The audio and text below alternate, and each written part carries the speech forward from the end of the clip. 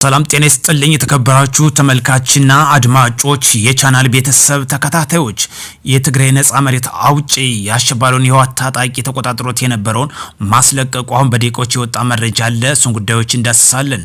እንዲሁም የፋኖ ታጣቂዎች በምስራቅ ጎጃም እንዲሁም ደግሞ በጎንደር ታጥቆ ሲንቀሳቀሱ የነበሩት መንግስት የዘረጋላቸውን የሰላም ጥሪ ተቀብለው ገብተዋል። እነዚህን ጉዳዮች ሌላኛው መረጃችን የምንዳስሰው ይሆናል። ሌላኛው ጉዳይ የሻዕቢያ ታጣቂዎች በሁለት አቅጣጫ የቲፒኤልኤፍን ወይም ደግሞ የአሸባሪ የህወሓትን ዩኒፎርም በማስለበስ በሁለት አቅጣጫ እየገባ እንደሚገኝ እየተገለጸ ይገኛል። ይህን ጉዳዮችም የማስዳስሳችሁ ይሆናል። እስከ ፕሮግራም ፍጻሜ ከኔ ጋር አብራችሁ ትዘልቁ ዘንድ በአክብሮት እየጠየቅን ቀጥታ ወደ ጉዳያችን የምናቀና ይሆናል። በተለይ በምስራቅ ጎጃም ዞን እነፍሴ ወረዳ ተብሎ በሚታወቀው ቀጠና ታጥቀው ሲንቀሳቀሱ የነበሩ ራሳቸውን የመብረቁ ብርጌድ ብለው ሰይመው የነበሩ መንግስት የቀረበላቸውን ሰላም ጥሪ ተቀብለው እስከነ ሙሉ ትጥቃቸው ገብተዋል። ሲገቡም 4 ብሬን በመያዝና መሰል የተለያዩ ተተኳሽ መሳሪያዎችን በመያዝ መንግስት የዘረጋላቸውን ሰላም ጥሪ በመቀበል ገብተዋል። ከዚህ በፊትም በዚህ ቀጠና እየገቡ ነበር። ዛሬም ደግሞ በልዩ ሁኔታ ጥር 23 2018 ዓ.ም ገብተዋል። 4 ብሬን ነው ከሌሎች መሳሪያ ወይም ሲጠቀምባቸው ከነበሩት 4 ብሬን ነው የገቡት። እንዲሁም ከመሰል ተተኳሽ ጋር የመብረቁ ብርጌድ ተብለው የሚጠራው ከዚህ በፊትም ሲገቡ ነበር። ዛሬ ደግሞ ሲገለገሉ ወይም ሲጠቀሙበት የነበረውን 4 ብሬን ጨምሮ መንግስት ያቀርበላቸውን የሰላም ጥሪ ተቀብለው ገብተዋል።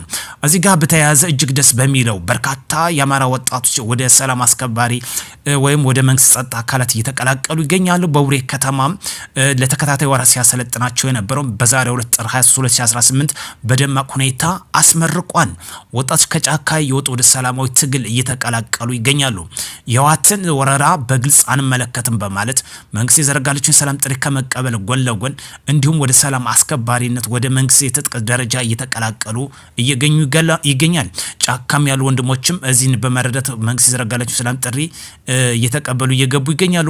እንዲሁም በምስራቅ ደንቢያ ወረዳና ታጥቆ በጫካም ሲንቀሳቀሱ የነበሩት በዛሬው ዕለትም በተመሳሳይ መልኩ ገብቷል። የአሸሽን ብርጌድ ብለው ራሳቸው ሰይመው ሲንቀሳቀሱ የነበሩት በምስራቅ ደንቢያ በጎንደር ማለት ነው ማዕከላዊ ጎንደር ዞን ምስራቅ ደንቢያ ተብሎ በሚታወቀው ወረዳ ሲንቀሳቀሱ የነበሩ መንግስት የዘረጋላቸው እስከነሙሉ ትጥቃቸው ተቀብለው ገብተዋል።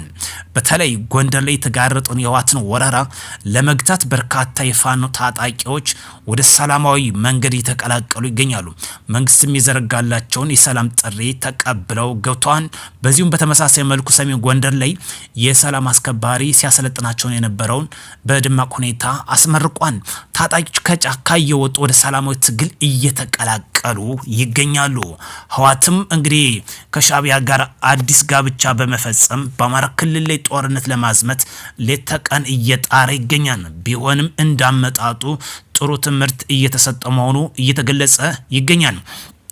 ከዚህ ከምንመለከተው በልዩ ሁኔታ በዛሬው ዕለት አሁን ከሳት በወጣው መረጃ መሰረት የትግራይ ሰላም ኃይሎች ወይም ደግሞ ሀራ መሬት ተብሎ የሚታወቀው የሰራዊት በህወሓት ላይ እንግዲህ ጠንከር ያለ ምት በማሳረፍ እንግዲህ መቆጣጠራቸው ተገልጿል። በተለይ ኃይሎች የሰላም አስከባሪ ኃይሎች ተይዘው የነበሩትን ወጅራት ተብሎ የሚታወቀው ሰንአለ መቆጣጠራቸው ነው የተገለጸው። የትግራይ ሰላም ኃይል ቲፒኤፍ ውጅራት ሰንአለ በህወሓትና በሻዕቢያ ታጥቀው እንግዲህ ተቆጣጥሮት የነበረ ቀጠና ነው። ያን ቀጠና እንግዲህ በሙሉ ማስለቀቃቸው አሁን እየወጣ የሚገኘው መረጃ ያመለክታል። በተለይ የህወሓት ታጣቂዎች በመከዳት እንግዲህ ወደ ትግራይ ሰላም ኃይል እየተቀላቀሉ ይገኛሉ። ለዛ ደግሞ ጸምዶ በመፈጸም የትግራይ ወጣቶችን በሻዕቢያ ስር ውስጥ በማድረግ አስገድደው ግንባር እያሰለፉ እንደሚገኝም መረጃው በግልጽ ያመለክታል።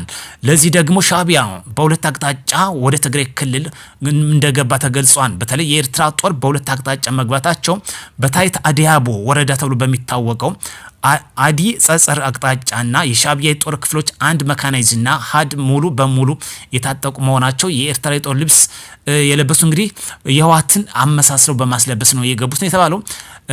ላይ አዲያቦ ተብሎ በሚታወቀው ወረዳ እንዲሁም ልዩ ቦታ ገደፋይ ተብሎ በሚጠራው ቦታ ላይ አንድ የሻዕቢያ የጦር ክፍል የቲዲኤፍ ወይም የህወሓትን የልብስ ለብሶ እንደገባ ነው የተገለጸ የሚገኘው። በተጨማሪም የስምሪት ማዕከላቸውን አዲግራት ያደረጉና የመካናይዝና የስለላ አሰልጣኞችን ወደ አጉላ ላጭ ተብሎ በሚታወቀው ቀጠና እንዳቀኑ ነው የተገለጸው። የመንግስት ትኩረት እንዲሰጠው ለመንግስት ማሳሰብ እንፈልጋለን። በዚሁም በተመሳሳይ መልኩ ዛሬ ሌሊት ላይ በተወሰደው የድሮን ጥቃትም አንድ ሲዙ ሙሉ በሙሉና ኤፌሰር ጥቅም ውጭ እንዳደረገ ነው። በዚህ አንድ ሰው ህይወትን ማለፉ ተገልጿል። ነገር ግን ህወሓት ማስተባበያ ለመስጠት ፍራፍሬ የጫነ መኪና ላይ እርምጃ በንጹሃን ላይ እንደተወሰደ በማድረግ የሙዝ ቅጠል በማልበስ ፎቶን አመሳስሎ መልቀቅ ሆኖ የተገለጸ። ነገር ግን ተተኳሽ ጥይቶች ሙሉ በሙሉ እንደጫነ የሚያሳይ መረጃ ዛ በፊት የወጣው ያመላክታል። ህወሓት እንግዲህ የውሸቱን መረጃም አሁን አለማር ብሎ እንደገና እየለቀቀ ነው የሚገኘው። እጅግ የሚያሳፍር ጉዳይ ነው።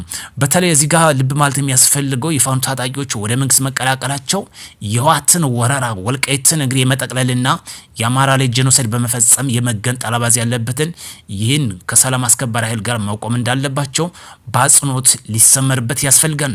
በሰሜን ሸዋ ዞን ምንጃር ሽንኳራ ተብሎ በሚታወቀው ህግ የማስከበር ዘመቻ በተወሰደው በቁጥጥር ስር የዋሉ ከመሰል እንግዲህ መሳሪያ ጋር ማለት ነው።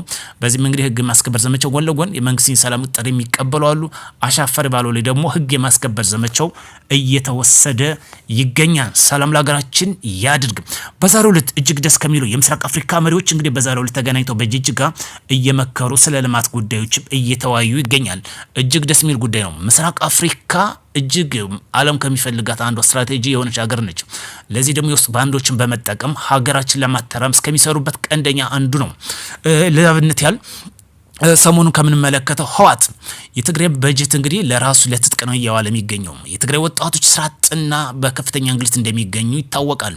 ይህን ያደረገበት ፌዴራል መንግስት የሚበጅተውን በጀት ለትጥቅ እያዋለ እንደሆነ የሚገለጸው። ለዚህ ደግሞ ተጠያቂ ጊዜያዊ አስተዳደር የተወክለው አቶ ጀነራል ታደሰ ወረደ መሆኑ ያመላክታል። እጅግ የሚያስነውርም የሚያሳፍርም ጉዳይ ነው።